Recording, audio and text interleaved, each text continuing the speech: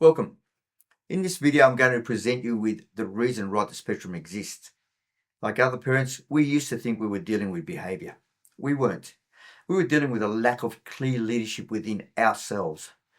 If your child is constantly fighting you, pushing back, insisting on doing things their own way, and this is happening on a regular basis, there's something important happening beneath the surface.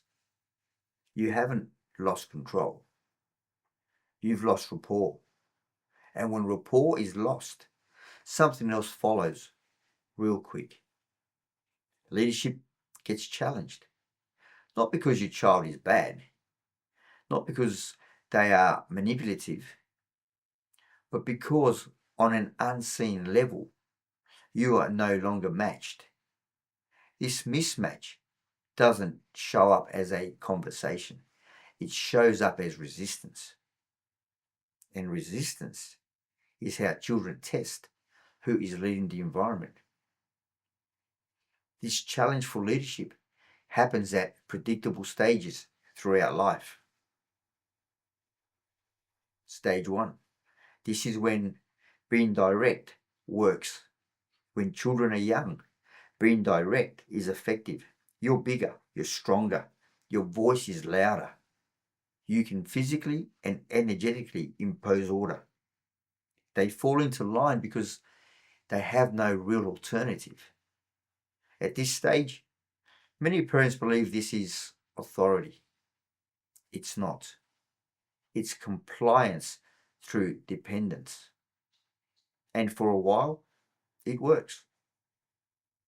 Stage 2. When familiarity reduces fear.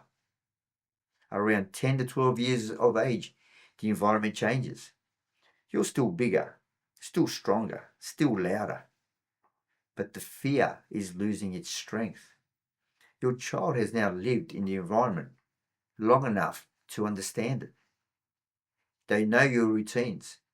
They know your emotional limits. They know how far they can push and what they can get away with.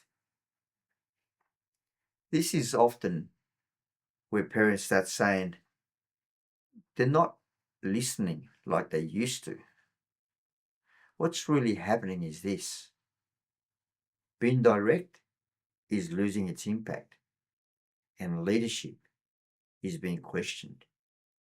If there's a strong enforcer in the home, often a father or a dominant figure, this resistance may still be suppressed, not resolved. Suppressed. But if you're a single parent, low on support, already stretched thin, this is where the real challenge begins. Leadership isn't being tested loudly yet. It's been tested consistently. Pockets of defiance becoming more regular. At stage 3, the Cold War of the teen years, the adolescent arrives. Hormones kick in. Identity is being questioned and wanting to form. Autonomy becomes non-negotiable. You enter a new environment. Not open rebellion, but an ongoing Cold War, punctuated by skirmishes that escalate over time. If you haven't prepared for this phase, you will suddenly find yourself in a battle. And that battle drains you mentally, emotionally, physically.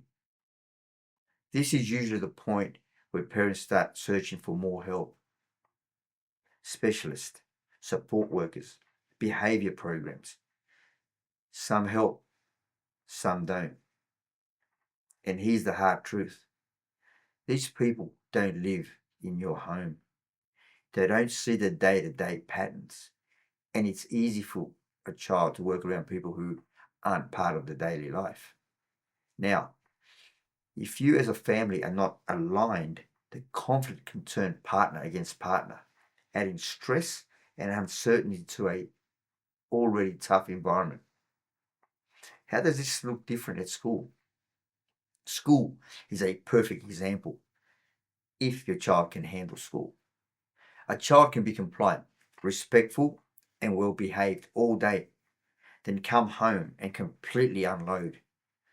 This isn't defiance, it's masking.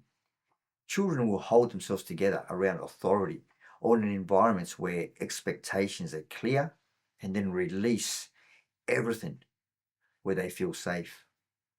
Home becomes the destination point, not because you did anything wrong, but because you're familiar. Now, the cost of waiting.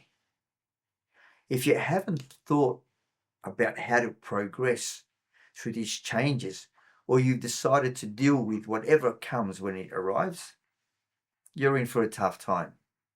There's a good chance you're not mentally prepared. You're not aware of the tools you require. And a clear plan is not on your list. And if you've been relying on external help to manage behavior and it's still not working, it's because the work was being done on your child, not with you.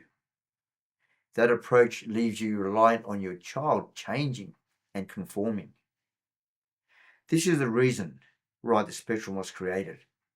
I saw this scenario forming in my own son. The realization started when he was 9, going on 10. What I saw wasn't a phase.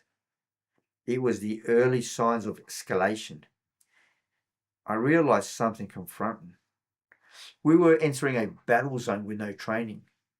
And this wasn't going to be a temporary situation. This was our day-to-day life. He was going to be a teenager one day. And if I didn't prepare for that now, I would be reacting later. So I trained, I collected tools, I gathered resources. But more importantly, I developed a plan to minimize uncertainty for battles before they arrived. I only wish I'd started earlier. It would have saved all of us years of unnecessary scars. So what actually changed for us? Ridethespectrum exists because of what worked. We still have disagreements. We still have moments. But they are isolated. They stopped escalating. They stopped dominating our lives. Not through force, through understanding. Understanding myself, my reactions, my language, and the way I lived.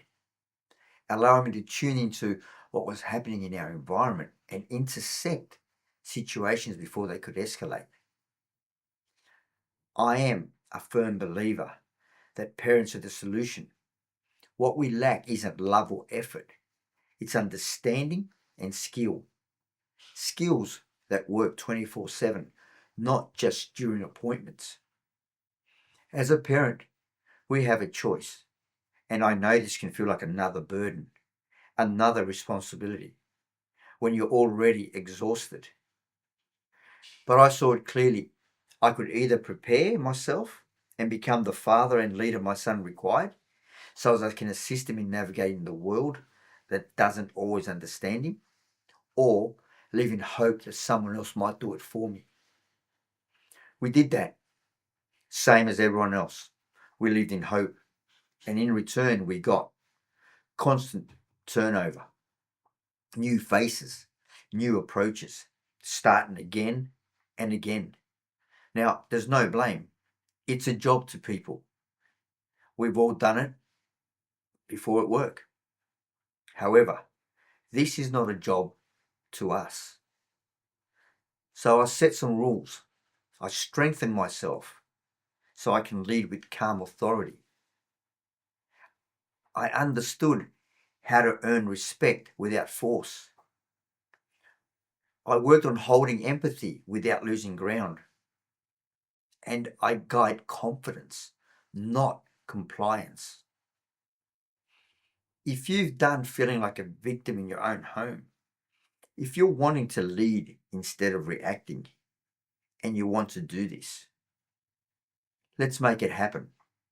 Go to my socials and website. I have insights there that you may resonate with, and get in touch, because I believe I can help you create an environment that supports you and your family from the inside out.